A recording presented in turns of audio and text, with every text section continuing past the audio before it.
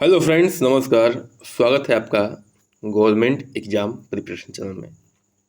देखिए, fourth semester का भी एग्ज़ाम होने वाला है, ठीक है। और हम लोग जो है गणित के प्रश्नों को हल करेंगे, बेसिक से हल करेंगे, ठीक है। और इस चैनल पे जो भी मिलेगा आपको, कुछ भी मिलेगा, सब कुछ फ्री होगा। और एक और बात, आजीवन फ्री होगा, ठीक है। आजीवन जब तक है तब तक जो है फ्री सेवा है, ठीक है। तो चलिए शुरू करते हैं आज की क्लास। यदि काश ए इक्वल टू 0 हो तो ए का मान क्या होगा, ठीक है। देखिए, ये एक्चुअल में क्या पूछ रहे हैं कि एंगल का मान पूछ रहे हैं, ठीक है। कि काश कितने डिग्री एंगल के लिए काश का मान 0 होता है, ये पूछ रहे हैं, ठीक है। देखिए, डायरेक्ट क्वेश्चन है, आपको चार्ट याद होने चाहिए, ठीक है। चार्ट याद कराने में मैं थोड़ा आपकी हेल्प करूंगा, लेकिन आपको जो है जब तक ये चार्ट याद नहीं होंगे इस क्वेश्चन को आप हल नहीं कर पाएंगे। तो इसका उत्तर हो जाएगा यानी कि काश 90 के लिए जो होता है, क्या होता है, काश 90 के लिए क्या होता है, मान 0 होता है, ठीक है। चलिए थोड़ा थोड़ा चार्ट को हम लोग देख लेते हैं। यहाँ पे देखिए, ये है चार्ट आपके सामने, साइन का चार्ट है, ठीक है। ये साइन का चार्ट है, साइन थीटा का, काश थीटा का, और ये टेन थीटा का, ठीक है। साइन, थोड़ा सा चार्ट याद करने का तरीका मैं बता दे रहा हूँ। ये वाला ऊपर वाली लाइन आपको याद करनी पड़ेगी, साइन थीटा वाली, ठीक है। और आपने ऊपर वाली लाइन याद कर लिया तो समझिए कि कुछ मामला आसान हो जाएगा, ठीक है। देखिए, साइन 0 का मान क्या होता है, 0 होता है। साइन 0 का मान क्या होता है, 0 होता है। थोड़ा सा कलर चेंज कर लेते हैं। साइन 0 का मान क्या होता है, 0 होता है। साइन 30 का मान क्या होता है, 1/2 होता है। साइन 45 का मान 1/√2, और साइन 60 का मान √3/2, और साइन 90 का मान क्या होता है, 1 होता है, ठीक है। देखिए, जो साइन का मान होता है वो धीरे धीरे क्या होता है, बढ़ता जाता है, ठीक है। 90 तक की बात कर रहा हूँ, फिर धीरे धीरे बढ़ घटता भी है, ठीक है। क्योंकि जो साइन कर्व होता है वो ऐसे होता है,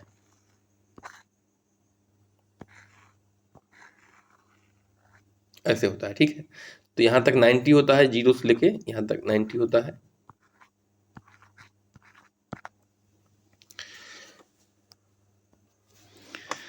तो यहाँ पे देख सकते हैं कि साइन कर्व में जो है 0 डिग्री शुरू होता है और 90 तक जाता है, ठीक है।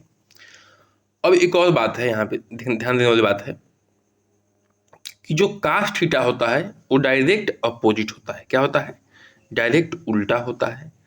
यानी कि काश 0 का मान क्या हो जाएगा, जो का साइन 90 का मान होगा, यानी कि ये उलट के कहाँ चला आएगा, यहाँ चला आएगा। ये उलट कहाँ चला आएगा, यहाँ चला आएगा। ये यहीं रहेगा, और ये उलट के यहाँ चला आएगा, और ये उलट कहाँ चला आएगा, यहाँ चला आएगा, ठीक है। यानी कि आपको जो है साइन 0 का मान, साइन 30 का मान, साइन 45 का मान, साइन 60 का मान, और साइन 90 का मान आपको याद करना पड़ेगा।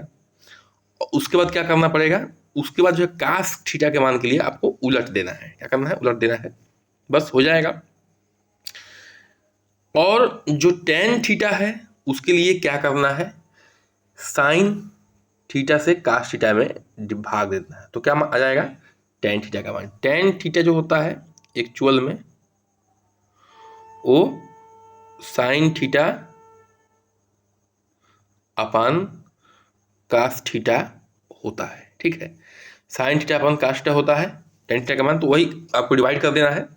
तो आपको सामने दिख रहा है, 0 में 1 से डिवाइड करेंगे तो क्या आएगा, 0 आएगा। 1/2 में √3/2 से डिवाइड करेंगे तो क्या आएगा, 1/√3 आएगा।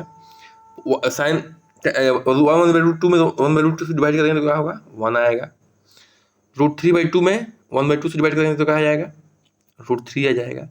और 1 में 0 से डिवाइड करेंगे तो क्या होगा, नॉट डिफाइन होगा। क्यों, किसी संख्या में आप जब 0 से डिवाइड करते हैं तो वो संख्या क्या हो जाती है, नॉट डिफाइन होती है। वो मैथ में डिफाइन नहीं होती है, उसके पीछे अलग कारण है।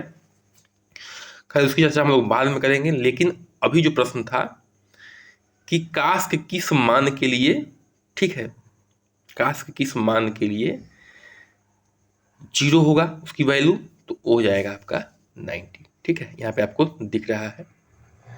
आगे बढ़ते हैं, प्रश्न संख्या 2 पे आते हैं। ठीक है, किस पे आते हैं? प्रश्न संख्या 2 पे आते हैं। देखिए पूछ रहा है कि आंकड़े जो भी दिया हुआ है यहाँ पे, इसमें बहुलक क्या है। ठीक है, तो बहुलक वो होता है जो कई बार रिपीट करता है। किसी भी आंकड़े में कोई भी आंकड़ा जब बार बार रिपीट करता है, सबसे ज़्यादा बार रिपीट करता है, तो वो क्या होता है? बहुलक। ठीक है, बहु माने बहुत ज़्यादा, ठीक है, और रिपीट करने वाला। ठीक है, देखिए 7 कितनी बार आया हुआ है तो गिन सकते हैं, 1 2 3 4, 7 जो है 4 बार आया है। ठीक है, 5 कितनी बार आया है तो यहाँ पे गिन सकते हैं 1 और 2 और ये 3। ठीक है, 5 जो है 3 बार आया है। 9 कितनी बार आया है गिन सकते हैं, 1 और 2, तो 9 जो है 2 बार आया है। ठीक है, 3 कितनी बार आया है तो आप लोग काउंट कर सकते हैं, 3 जो है 1 ही बार आया है। तो अब तो आप जानते हैं कि बहुलक क्या होता है। जो किसी आंकड़ा में बहुत ज़्यादा बार जो है रिपीट करता है वो क्या होता है? बहुलक होता है। तो आपका ए ऑप्शन हो जाएगा, यानी कि 7 जो है कितनी बार रिपीट किया है? 4 बार रिपीट किया है, तो यही क्या हो जाएगा? बहुलक हो जाएगा। अब देखिए, सांख्यिकी में किसी दिए हुए आंकड़ों में जो मान सबसे अधिक बार आता है उसे बहुलक कहते हैं। ये बहुलक की क्या है? परिभाषा है। सांख्यिकी में जो मान सबसे अधिक बार आता है वो क्या होता है? बहुलक कहलाता है। ठीक है, प्रश्न संख्या 3 पे आते हैं। देखिए लिखा है root B by A under गुणे रूट सी बाई बी गुणे रूट ए बाई सी, ये दिया हुआ है आपके सामने। तो इसको देखिए क्या लिख सकते हैं हम लोग, इसको हम लोग डायरेक्ट एक ही में लिख सकते हैं। क्यों? क्योंकि जो है ये √2 ही है, सब क्या है? √2 के अंदर है। तो मैथ के अनुसार हम लोग एक ही में लिख सकते हैं, बी बाई ए गुणे सी बाई बी गुणे ए बाई सी। इस चीज को हम लोग जो है इतना लिख सकते हैं। ठीक है, अब देखिए यहाँ पे जो है बी से बी कैंसिल हो गया, ए से ए कैंसिल हो गया, सी से सी कैंसिल हो गया, क्या बचा? √1। √1 यहाँ पे बचा है। तो 1 को आप लोग जो है इस ऐसे भी लिख सकते हैं, 1 × 1, तो 2 में एक युग्म ले सकते हैं, तो इसका उत्तर क्या हो जाएगा? 1 हो जाएगा। ठीक है, उत्तर सी हो जाएगा, है कि नहीं है? 1 का भी स्क्वायर रूट क्या होता है? 1, यानी कि 1 का वर्गमूल क्या होता है? 1 ही होता है। ठीक है, घनमूल भी 1 ही होता है, 4th रूट भी 1 ही होता है, 5th रूट भी 1 ही होता है, क्योंकि 1 का कितनी बार भी आप 1 से मल्टीप्लाई कर लें उसका मान क्या होगा? 1 ही आएगा। आगे बढ़ें, चलिए आगे बढ़ते हैं। प्रश्न संख्या 4 पे आते हैं। एक वृत्त का व्यास 12 सेंटीमीटर है। कितना सेंटीमीटर है? 12 सेंटीमीटर है। तो वृत्त की परिधि होगी, देखिए ये वृत्त है और उसका व्यास कितना है? 12 सेंटीमीटर है। ठीक है, तो पहले तो आपको आर निकालना है।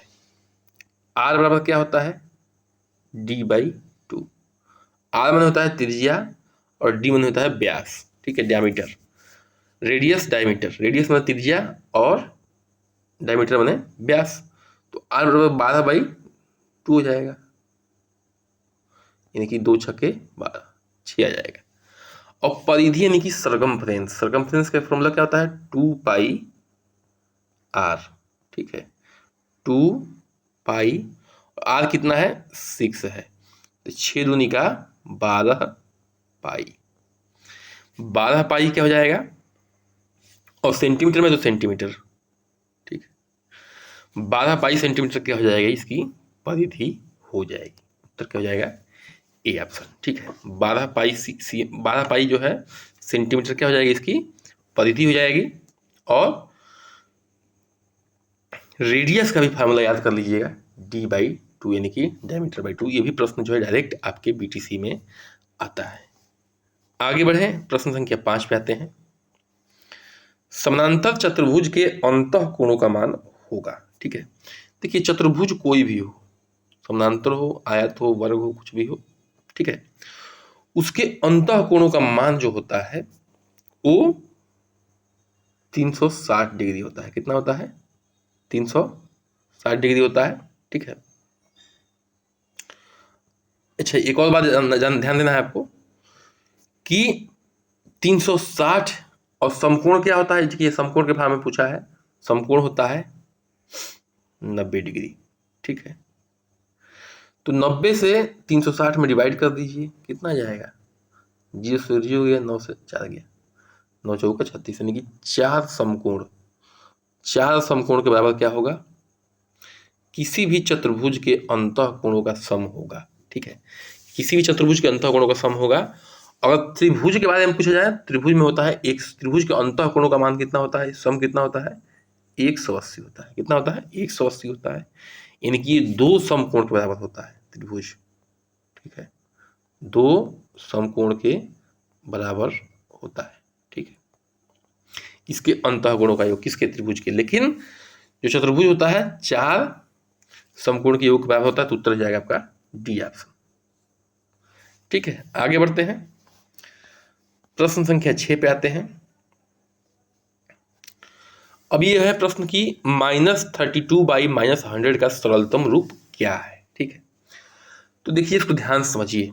ठीक है, तो सरलतम रूप करने का मतलब क्या है कि ये जो है उसके बाद न कटे, मतलब किसी और संख्या से ऊपर नीचे डिवाइड ना हो। देखिए इसमें ये -32 है अपन -100 हो, 100 है। ठीक है,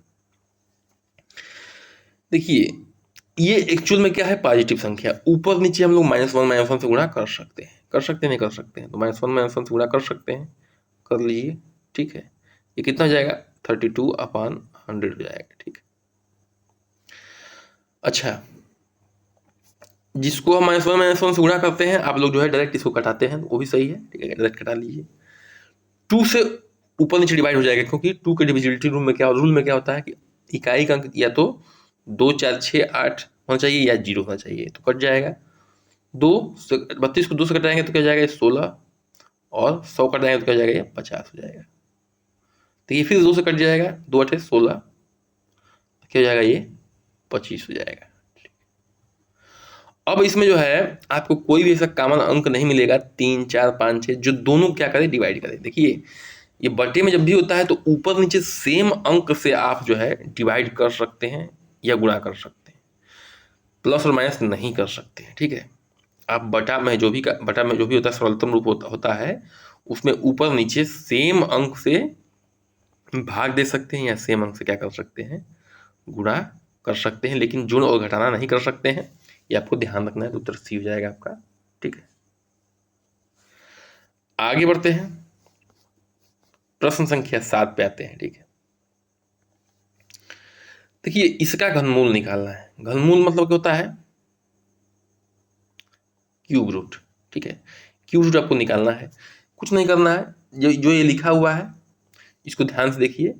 इसको लिख सकते हैं आप लोग 1/, क्या लिख सकते हैं? 1/, और जो दशमलव जहां पे लगा है वहां पे लिख दीजिए 1, और बाकी जितना पीछे अंक लिखा हुआ है 3 3 6, 6 जीरो बढ़ा दीजिए, 3 2 5 1 6। ठीक है, इसका यही तरीका है कि जो दशमलव लिखा हुआ है उसकी जगह पे 1 लिख दीजिए, अब बाकी जितना पीछे अंक लिखा हुआ है उतना जीरो बढ़ा दीजिए, या पान में जाएगा। क्यों? क्योंकि दशमलव में है। ठीक है, इसका हमें क्या निकालना है? घनमूल निकालना है, क्यूब रूट। अब देखिए ये किसका फैक्टर है? इसको कैसे क्या लिख सकते हैं? इसको लिख सकते हैं हम लोग 1/, इसका क्यूब रूट निकालना, ध्यान रखिएगा, 100 गुणे 1/100 गुणे 1/100। ठीक है, तो हमें 3 में से कितना लेना है? 3 में से 1 लेना है। ठीक है, एक युग मिलना है। क्यों? क्योंकि हमें क्यूब रूट निकालना है। तो इसका उत्तर क्या हो जाएगा? 1/100 बराबर 0.01। ठीक है, 0.01 हो जाएगा। तो ये आपके सामने उत्तर दिख रहा है, बी ऑप्शन उत्तर आपका हो जाएगा। ठीक है, इसका घनमूल। आगे बढ़ते हैं। आशा समझ में आ रहा होगा। नहीं समझ में आया है कुछ भी नहीं करना, दोबारा वीडियो को करके देख लेना है, समझ में आ जाएगा। बहुत ही बेसिक से बता रहा हूँ और आसानी से समझ में आने वाली चीजें आपको बता रहा हूँ। ठीक, प्रश्न संख्या 8 पे आते हैं। देखिए, दो समीकरण दिया हुआ है और किसका मान पूछा जा रहा है आपका, y का मान पूछा जा रहा है। कुछ भी नहीं करना है।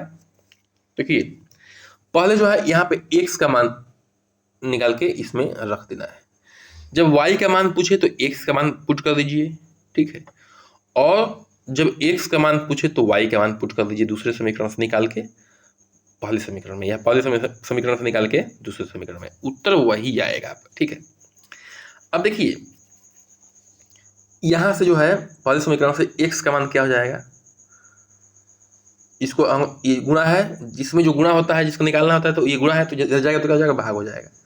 6/3 यानी कि 2 आ जाएगा। क्या जाएगा, x का मान 2 आ जाएगा। और इस 2 को जो है हम लोग यहाँ पर कर देंगे, पुट कर देंगे इसमें x जगह पे, तो यहाँ पे 4 हो जाएगा अपान, जहाँ पे x है वहाँ पे 2 लिख देंगे, धन y बराबर 14।